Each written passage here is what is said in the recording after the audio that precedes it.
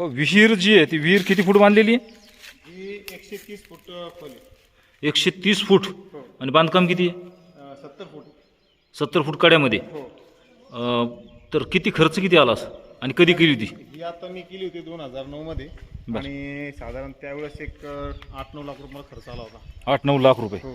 आणि जे बोर घेतले तुम्ही, या बोर किती घेतले या विहिरीमध्ये? याच्यामध्ये मी आतापर्यंत 53 बोर घेतलेले आणि ते स्वतः मी केलेले मशीन. स्वतः मशीन घेऊन तुम्ही आणि अजून आमचे पाहुणे म्हणजे दोघं जणांनी. दोघं जणांनी. आणि किती मारले बोर?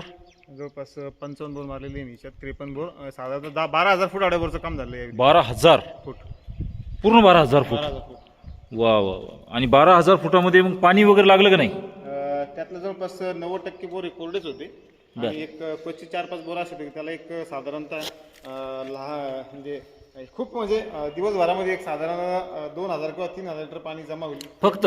बस बस. तर आजूबाजूला तर पाणी भरपूर आता अगदी रानं सडली तुमची आणि याच्यामध्ये पाणी नाही, काय कारण? 100% चोपन जमिनी आणि 100 फुटापर्यंत 80 फुटापर्यंत काळी माती आणि या ठिकाणी पाण्याचा निचरा होत नाही.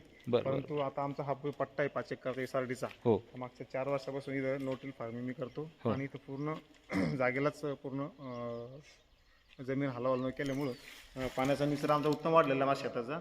आणि या ठिकाणी जो आपण आतापर्यंत माझा अनुभव असा आहे की या विहिरीमध्ये मी 52 फुटापर्यंत पाणी पातळी बघितलेली. पण मग आता म्हणजे एसआरटी मुळे तुमची पाणी पातळी पण वाढली? हो हो. आता या विहिरीच्या आता यावर्षी 70 फूट पाणी पातळी आलेली. म्हणजे आतापर्यंत 52 फुटाच्या वरती कधी पाणी वरती कधी झालं नाही. यावर्षी 70 फूट पाणी. त्याचं कारण? जे आसपास जमिनीचा निचरा, ज्या जमिनीचे शेतामध्ये गांडूळ वाढले आणि गांडूळ 4 ते 5 फुटापर्यंत खोल जातात आणि जो पाऊस पडतो तो पूर्णपणे पाऊस वाहून जाताना पूर्ण जमिनी जिरतो आणि निचरा शक्ती जमिनीची वाढल्यामुळे हे वरतूनच विहिरीला पाझर सुरू झाले. आता हे पहिले नव्हते? म्हणजे तुम्ही एसआरटी केल्यानंतर हे चालू झाले का? हो, हे चालू झाल्यानंतर. आधी पूर्ण ही ड्राय दिसायची आणि फक्त खडकामधलंच पाणी तुम्हाला दिसायचं. बरं.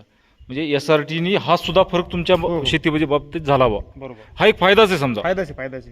भले आपलं हा पाणी तुम्हाला मार्च एप्रिल मध्ये नाही पुरणार, परंतु हे पाणी तुमच्या खरीपच्या भरणीसाठी सुरुवात जानेवारी फेब्रुवारीपर्यंत तरी पुरं तरी खूप झालं.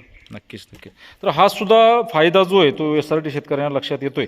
तर नक्कीच आपणही असे काही प्रयोग करत असाल तर नक्कीच करायला पाहिजे, फायदा होईल. तर व्हिडिओ कसा वाटला कमेंटमध्ये लिहा. नवीन असाल तर चॅनल सबस्क्राईब करा. भेटू पुढच्या व्हिडिओमध्ये. तोपर्यंत धन्यवाद. राम राम.